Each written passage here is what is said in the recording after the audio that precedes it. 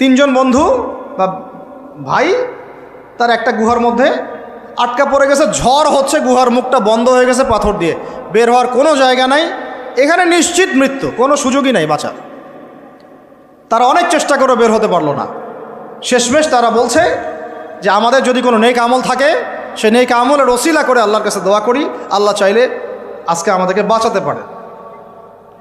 একজন বলছে, আল্লাহ আমার মা ছিল, পিতামাতা ছিল, তো মাকে আমি দুধ পান না করি আমার সন্তানদেরকে কখনো খাওয়াতাম না। একদিন গিয়ে দেখি যে মা ঘুমিয়ে গেছে, আমার বাচ্চারা কান্নাকাটি করছে, তবু আমি আমার বাচ্চাকে কান্না অবস্থায় রেখেছি, মাকে খাওয়াই নাই, ওদেরকে খাওয়াই নাই। আগে মাকে খাওয়াইছে, তারপর ওদেরকে খাওয়াইছে।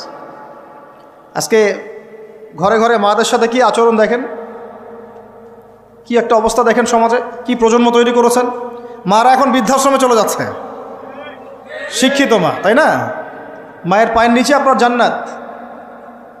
আর এটাও একটা ব্যাপার যে মায়েরা আবার হাজরা আলাইহিস সালামের মতো হবেন না, যে মায়েরা সারা আলাইহিস সালামের মতো হবেন না, আয়েশা খাদিজা রাদিয়াল্লাহু আনহুমা তাদের মতো হবেন না, তো আপনাদের গর্ভ থেকে তো এর চেয়ে ভালো সন্তান আশা করা যায় না। সমস্যা সব দিকেই আছে না?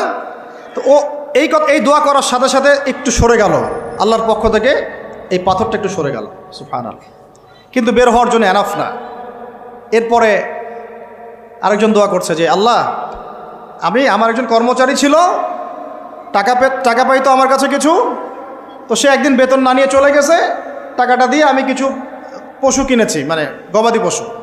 এই গবাদি পশু 2টা থেকে 4টা, 4টা থেকে 8টা হতে হতে অনেকগুলো হয়েছে। একদিন অনেক দিন পর সে আসছে, এসে বলছে আমার টাকা দাও। সে বলছে যে এই সবগুলো পশু তোমার, নিয়ে যাও। তুমি কি ইয়ার্কি ফাজলামি করতেছো আমার সাথে? আমার টাকা আমাকে দাও।